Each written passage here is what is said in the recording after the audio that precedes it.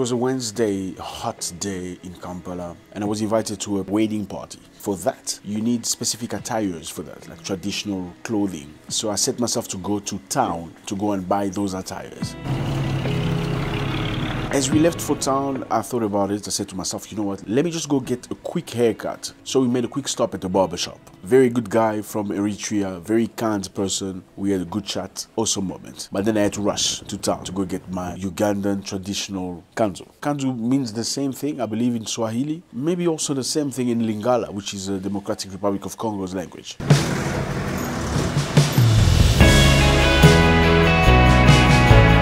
Kampala city center. What a view. Millions of people, okay, at least 100,000 of people walking, scrambling with each other. Busy area, unbelievable view. You know, like Africa, like you've never seen before, if you've never been to Africa. So throughout the lines, we had to find a specific shop where they sell specific kanzu for this type of specific event.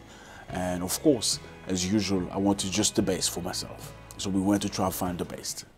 So this is very typical in Africa. In most African countries, you'll find a seller or a vendor selling clothing. You have to try it immediately outside. They don't specifically have a change room where you have to hide yourself. So you need to figure out a way to just try it on in public. So I tried 3 different ones. They were not fitting me properly with these big guns.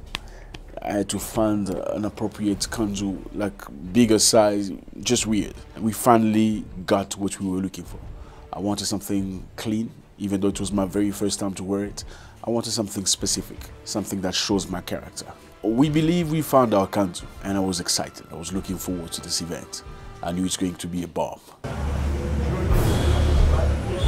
And then we walked throughout city center trying to just grasp, breathe in the oxygen, understand the people, see what it feels like. As I walked a couple of times, I met a lot of people that recognized me.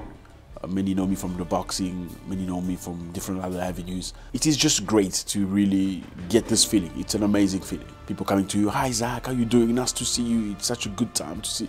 It's such an honor. It's also an honor for me. I appreciate that. Various people from Congo, from Ghana, from different places.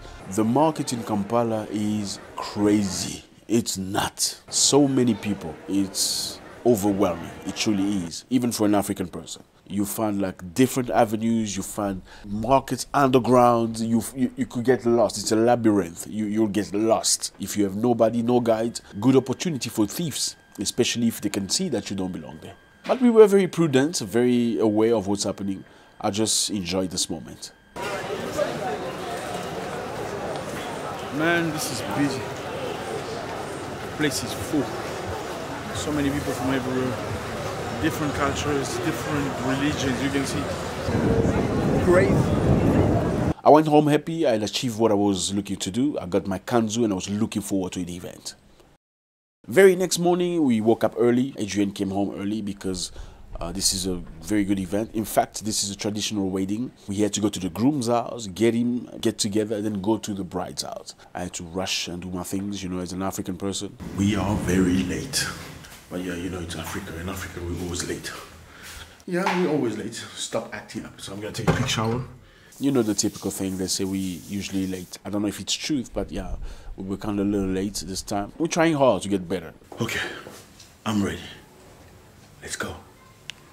So we had to drive outside Kampala for about 45 minutes, I think, if I'm correct, to a place named Gayaza, where we would get together, then go to the groom's family, and then set for the bride's family. In Africa, you don't just take a woman. We have to prove that we deserve her. We have to prove our love. And the best way to prove our love is through giving things, gifts. We don't put a price on a woman. It's a way to show how serious you are about this lady.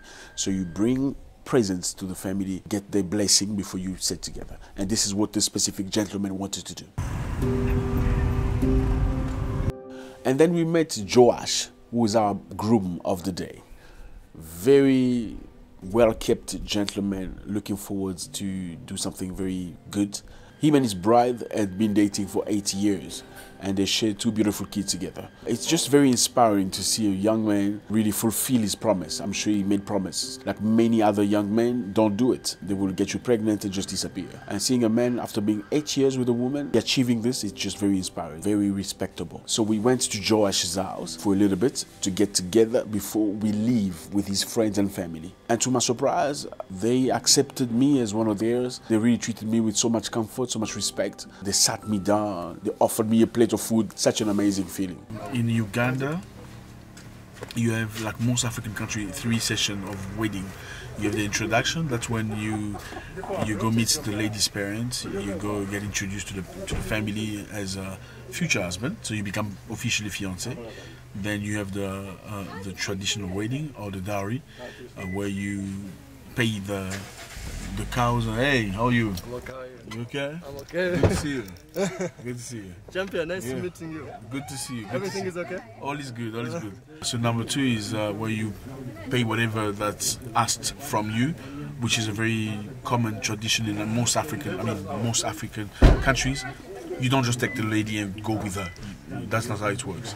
You must give the gift symbolic gift that they ask you. Then the 3rd wedding is whatever, the white wedding or the whatever you call it. After 30-minute wait, then we set off to the bride's area, which was like another distance. Like I felt completely asleep. I was out for about an hour. Then I woke up and we stopped somewhere, like in a park, just to make sure that everything is okay. Everybody made sure their clothes looked nice. Some of the guys actually wore their kanzu right there to look nice. Then you could see the excitement in the air. You could see everybody get excited, some music playing, the groom feeling good, you know, everybody looking forward to the event. It was really, really, really exciting. Then we went through very small alley, like, you know, African side. You have the bush on the left, the bush on the right, and just the alley on the middle. It's just beautiful to see this. Different from the big buildings and industrial stuff. It's just so refreshing. The bride's family came to us. They were very happy. You could just see the excitement in the air. Everybody very happy. Marriage is very important in Africa. Within many African communities, when a woman has a child before marriage, they perceive her somehow as a failure. Even though they don't say it that way, but you are looked at as a failure. Like, how could you make children without having a husband? And in this very specific case where a guy have kids with a woman, then decide to come and marry her after 8 years. It's just a mind-blowing event. We sat there like royalties.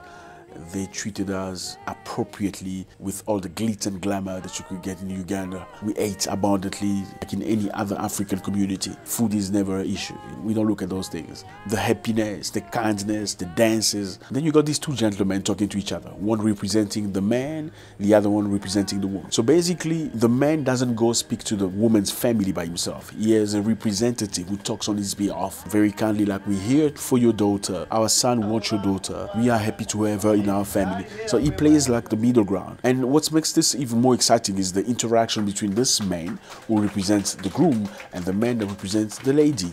It's just funny what they say to each other. Like, they make jokes, and it just makes the whole event even more enriching. Beautiful day, excitement in there, people dancing, all these ladies very happy. They just painted the whole party as a beautiful moment of life. Something surely nobody will forget.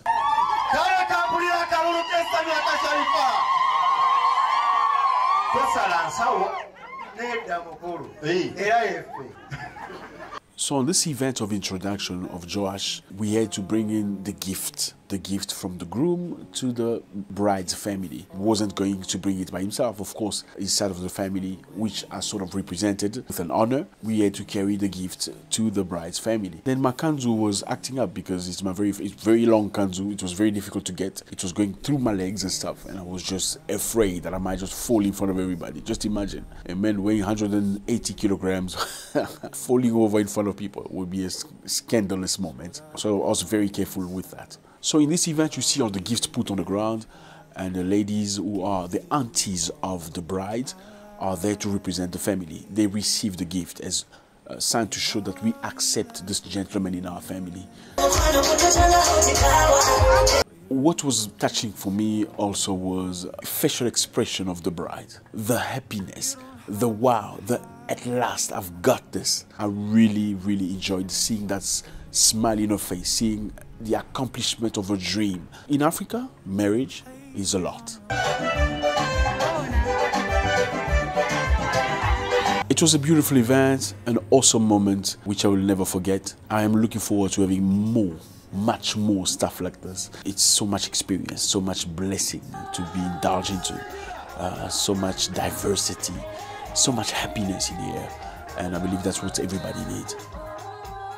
It's been a beautiful day, great event, so much joy in the air. Unfortunately, we have to leave before it gets dark because we're in the middle of nowhere and a great distance to accomplish tonight. So, hopefully we bring you so much more stuff like this. I hope you enjoyed it. I hope you had a good time, and we're just starting. Yeah.